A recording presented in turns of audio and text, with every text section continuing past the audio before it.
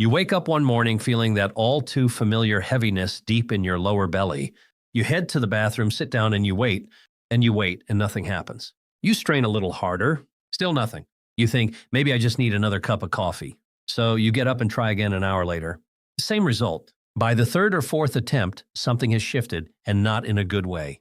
Now there's real pain. A deep, dull, almost throbbing ache that radiates from your lower back all the way down into your pelvis. You begin to feel full, bloated, almost feverish, and a quiet little voice in the back of your mind starts whispering, something is seriously wrong. If that story sounds familiar, if you are watching this right now and that scenario hit a little too close to home, I want you to stop whatever else you are doing and pay very close attention to the next 18 minutes, because what I am about to share with you could genuinely save you from a dangerous, potentially life-threatening medical emergency. My name is Dr. William Lee, and today we are having the conversation that nobody wants to have, but that millions of people, especially adults over the age of 60, desperately need. Today's topic, stool that is physically stuck inside the rectum. What is it? How does it happen? What are the warning signs your body sends before it becomes catastrophic? And most importantly, what do you do about it? Right now, step by step. I promise you, by the time this video is over, you are going to understand your own digestive system in a way that no doctor has ever taken the time to explain to you. And that knowledge, that is going to be the most important thing you carry out of this conversation. So take a slow breath, get comfortable, and let's get into it. Before we get into this, I would love to hear from you. Where are you watching from today? Drop your city or country in the comments below. I read every single one, and it really helps me see who is part of this community. All right, now let us get into it, and I want to start not with the solution, but with the problem itself, because here is the thing most people get wrong. They treat digestive issues like a dripping faucet. Ignore it for a while, stick a bucket under it, hope for the best. But what we are dealing with here is not a leaky faucet. This is more like a pipe that has completely seized up. And understanding exactly why it happened is the key to both fixing it right now and making sure it never happens to you again. The medical term for what you are experiencing is called a fecal impaction. But forget the clinical language for a moment. In plain human terms, here is exactly what is happening inside your body right now. Your large intestine, that 5-foot-long tube that winds through your abdominal cavity, has one very important job to absorb water from whatever passes through it. It is incredibly efficient at this job. Brilliantly efficient, actually. The problem is that when stool sits inside the colon for too long without moving forward, your body doesn't know to stop extracting moisture. It just keeps pulling water out after hour, day after day. And what begins as soft, manageable waste gradually transforms into something that has the texture and density of hardened clay. Now, here's the part that catches most people completely off guard. This situation almost never develops suddenly. It is not like a light switch that flips from fine to emergency overnight. What actually happens, especially in older adults, is a slow, gradual progression that builds over 3, 4, sometimes even 7 or 8 days. And during most of that time, you may feel only mildly uncomfortable, maybe a little full, maybe slightly sluggish. You might even still be going to the bathroom, but each time you go, you are only passing a fraction of what your body needs to eliminate. A little bit gets out, but a significant portion stays behind. The next day, the same thing happens. And the day after that, think of it like this. Imagine you have a garden hose and you are trying to push a large, rough, misshapen stone through it. That stone is not going to slide. It is not going to compress. And the harder you push, the more it wedges in. That is literally the mechanical situation happening inside your lower digestive tract. And the harder you strain and push on the toilet, the more you are actually compressing that mass further rather than dislodging it. But here's what I really need you to understand. And this is critically important for older adults especially. The older we get, the more vulnerable we are to this exact scenario. After the age of 60, several physiological shifts happen simultaneously that dramatically increase the risk of fecal impaction. Intestinal muscle contractions naturally slow down. Pain perception in the gut becomes less reliable, meaning you may not feel the urgency signals as clearly. Many seniors are on medications, blood pressure drugs, pain medications, antidepressants, iron supplements, even calcium that significantly slow motility. And the natural thirst reflex weakens with age, leading to chronic low-grade dehydration that the body doesn't even register as thirst anymore. So this is not a failure of your body. It is not your fault. It is a perfect storm of biological changes that nobody ever properly warned you about. Before we begin, take a second and tell me your name and where you're tuning in from. I go through the comments and I genuinely want to know who I'm speaking to and supporting here. Now, I want to spend a moment here on something genuinely important because the symptoms of a fecal impaction can be deeply misleading, and getting them wrong can lead people to take exactly the wrong action, which can make everything dramatically worse. The first confusing symptom, watery liquid discharge. Now stay with me here because this is the one that sends the most people in the wrong direction. You might be sitting there thinking, but I'm not constipated. I actually have diarrhea. And here's the shocking truth about that. When a solid, rock-hard mass of stool completely blocks the rectal passage, the newer, looser waste coming down from higher up in the colon has nowhere to go. So it does the only thing it can do. It seeps around the edges of that solid blockage and leaks out as watery liquid. This is called overflow, or paradoxical diarrhea, and it tricks people into thinking they have a stomach bug or a GI infection rather than a blockage. The danger in this, people reach for antidiarrheal medications. And those medications, the kind that stop intestinal movement, are absolutely the worst thing you can take in this situation. They don't just stop the liquid output, they slow the entire digestive system, allowing the impaction to continue hardening and growing. If you have watery discharge along with a heavy aching feeling of rectal fullness, do not touch antidiarrheal medication, please. The second confusing symptom involves your bladder, and this one surprises almost everyone. You may suddenly find yourself struggling to urinate. You feel the urge. You go to the bathroom, but only a painful trickle comes out. Or you find yourself needing to go every few minutes, but barely producing anything. This is not coincidence. Your rectum and bladder are anatomical neighbors. They share a very confined pelvic space. When your rectum is distended and swollen with a large hardened mass, it physically compresses the bladder wall from behind, partially blocking the urethra and making normal urination difficult or even impossible. In severe cases, this urinary retention becomes a medical emergency in its own right. The third symptom that gets overlooked is lower back pain, a deep, nonspecific aching in the lumbar region that doesn't seem connected to your bowel at all. Many people assume they pulled a muscle or that it's their arthritis flaring up. But when rectal pressure builds to a significant level, the pain radiates outward into the lower back, down into the thighs, even into the hips. If you're experiencing unexplained lower back discomfort alongside any bowel irregularity, that combination is a red flag worth taking seriously. And the fourth symptom, especially relevant for older adults, sudden changes in mental clarity or confusion. This one sounds strange, I know, but there is substantial clinical evidence showing that in seniors, significant bowel obstruction can contribute to what looks like a cognitive episode. Disorientation, mild confusion, unusual agitation. This is due to the systemic physical stress and discomfort the body is under, combined in some cases with early toxic buildup. If an older loved one seems suddenly off mentally without obvious cause, always consider their bowel status as a contributing factor. If this is the kind of information nobody ever told you before, hit subscribe right now because there is a lot more where that came from. And trust me, what comes next you need to hear. Let me be straightforward with you now because I believe you deserve the truth delivered clearly, not wrapped in gentle language that softens the message into something that doesn't land with the gravity it deserves. A fecal impaction is a genuine medical emergency, not a nuisance, not something to wait out. If left unrest, the consequences escalate in a very predictable and very serious pattern. Stage 1, the intestinal wall, which is living muscle tissue, becomes severely stretched beyond its functional capacity. Blood supply to that stretched tissue begins to diminish. The muscle begins to lose its ability to contract and push waste forward. Essentially, that section of bowel starts to go quiet, what clinicians call an ILAS. Stage 2, as pressure continues to build, the distension can spread upward, affecting higher sections of the colon. What started as a localized rectal impaction can evolve into a broader colonic obstruction. Nausea and vomiting begin. Abdominal distension becomes visible. The person looks and feels genuinely ill. Stage 3, and this is the one I need you to hear clearly, is bowel perforation. The intestinal wall has physical limits to how much it can stretch. When those limits are exceeded, the wall tears, and when that happens, the contents of the bowel, fecal material, bacteria, toxic byproducts of digestion spill directly into the sterile abdominal cavity. What follows is a rapidly progressing infection called peritonitis, and it is life-threatening. Without emergency surgical intervention, it is fatal. I am not sharing this to frighten you. I am sharing it because the stakes of ignoring this condition are real, and you have every right to understand them clearly.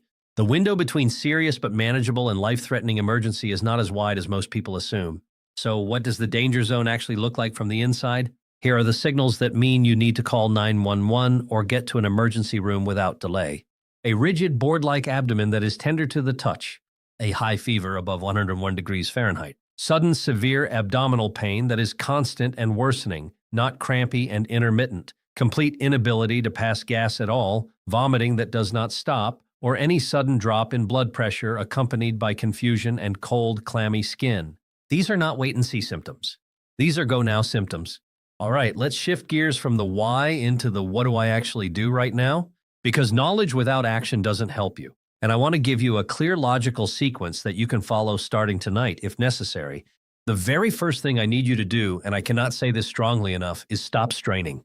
Put the brakes on. Every time you bear down and push hard with a solid impaction blocking the exit, you are not helping. You are increasing intra-abdominal pressure, irritating already inflamed tissue, and risking hemorrhoids or small rectal tears. Straining will not move a fecal impaction. Not one single time in human history has white-knuckling it on the toilet dislodged a hardened mass, so we are going to stop doing that right now. Step 1, lubrication and softening with glycerin suppositories.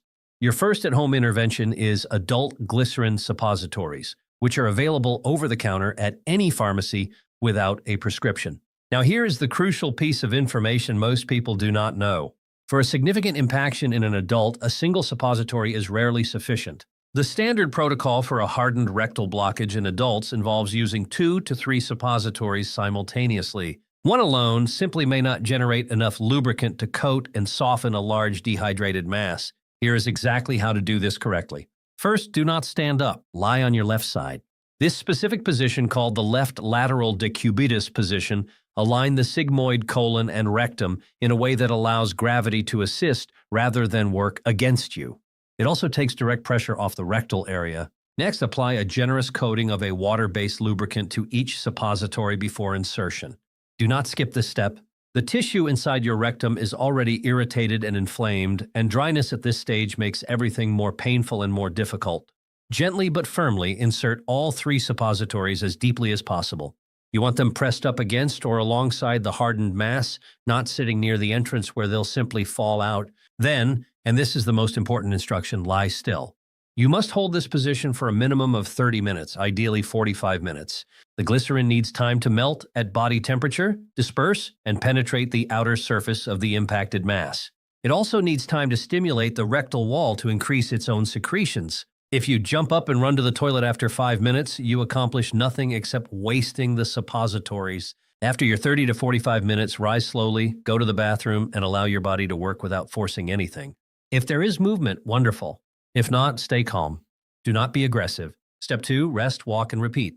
If the first round produces no movement, give your body a full hour of rest. Stand up, walk gently around your home, drink a full glass of warm water. Warmth helps relax the intestinal muscle, and then lie back down and repeat the suppository process exactly as described.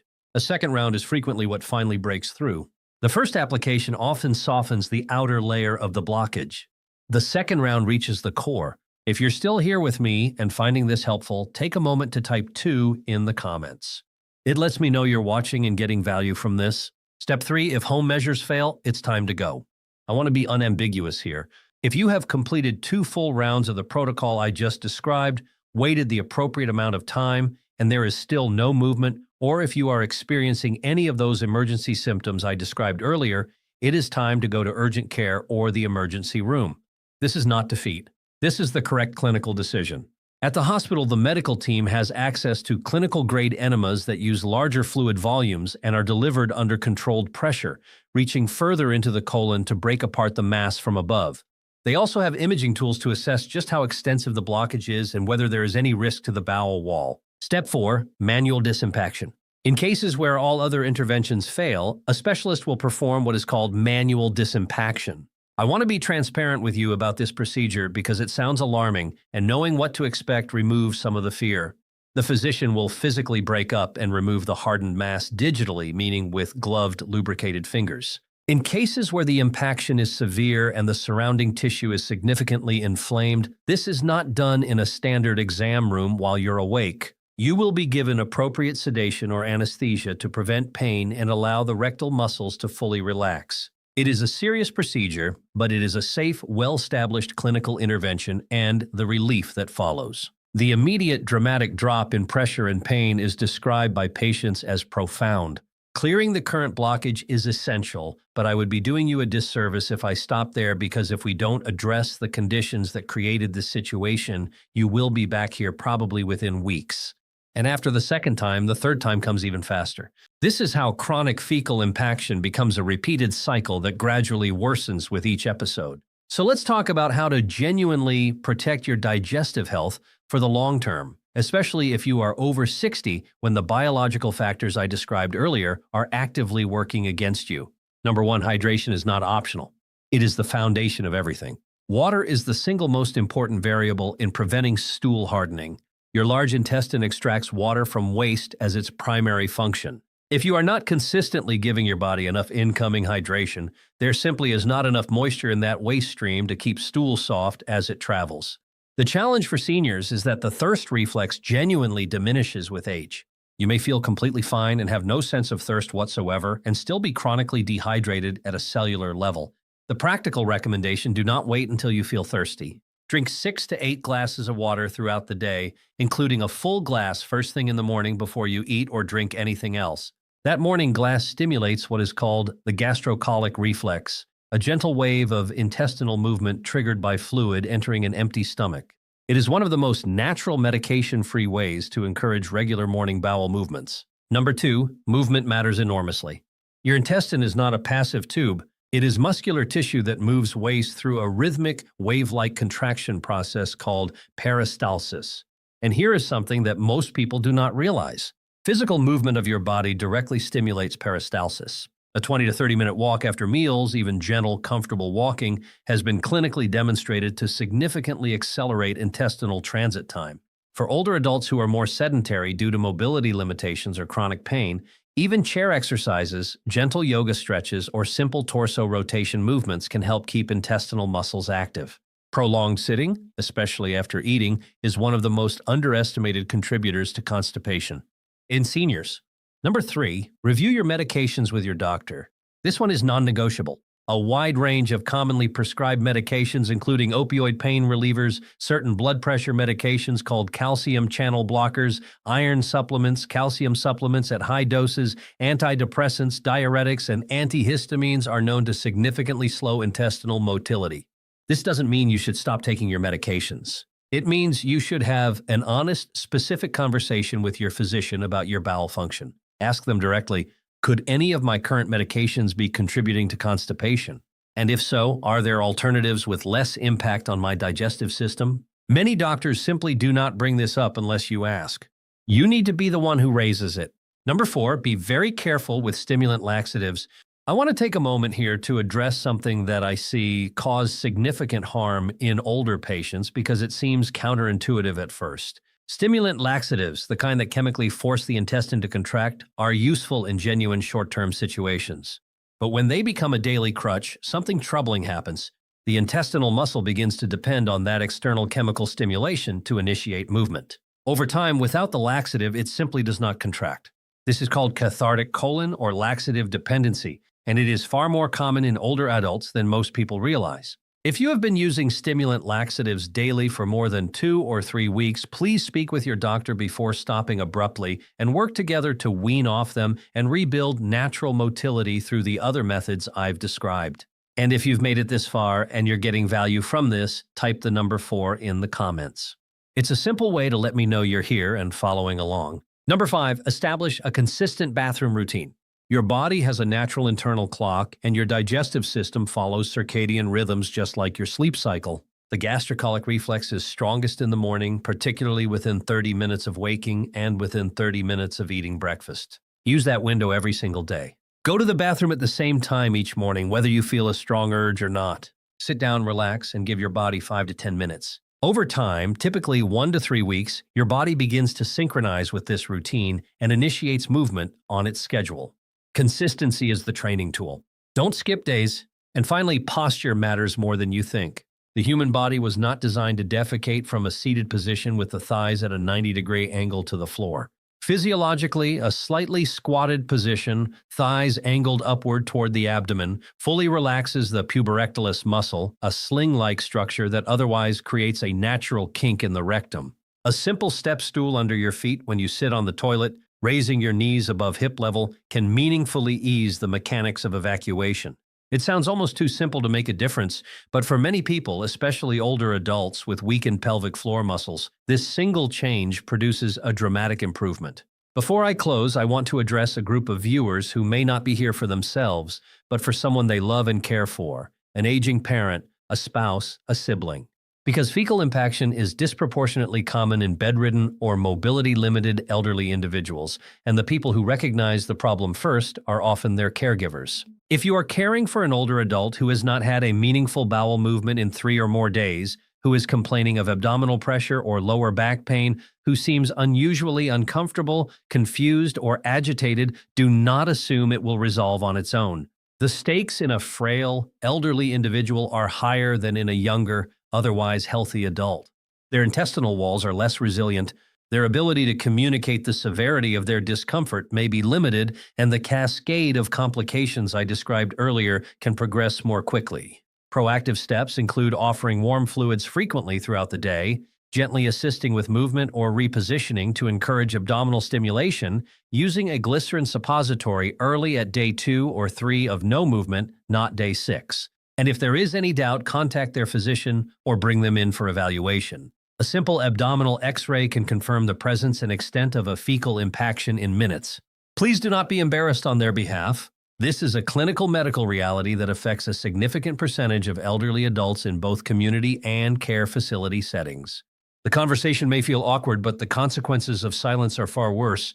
We covered a lot of ground today, and I want to briefly recap the most important things I need you to walk away with. A fecal impaction stool that is physically stuck in the rectum is not a minor inconvenience. It is a serious medical condition that develops gradually, disguises itself with confusing symptoms, and can escalate to life-threatening complications if ignored.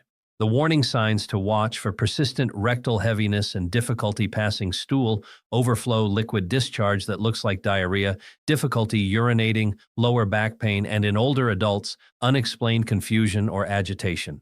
The emergency response protocol: stop straining immediately. Use 2 to 3 adult glycerin suppositories with generous lubrication lying on your left side and wait a minimum of 30 to 45 minutes. Repeat once if necessary. If home measures fail, go to urgent care or the emergency room. Do not wait. And for the long term, prioritize water intake above all else. Move your body daily. Review your medications with your doctor. Avoid laxative dependency. Establish a consistent bathroom routine and use a footstool to improve your posture when you go. Your digestive health is not a small thing. It is deeply connected to your energy levels, your immune function, your mental clarity, and your overall quality of life. And yet, it is one of the most consistently neglected aspects of senior health because people are embarrassed to talk about it. Well, we just talked about it, and I hope you feel better informed, less alone, and more empowered to take action. If this video helped you, please hit the like button. It genuinely helps this information reach more people who need it. Share it with someone in your life who you think might benefit. Leave a comment below with any questions you have, and I'll do my best to get to them. And subscribe to this channel if you want to continue receiving straightforward, honest senior health education that doesn't talk down to you and doesn't hold back the important information. Take good care of yourself. Drink your water.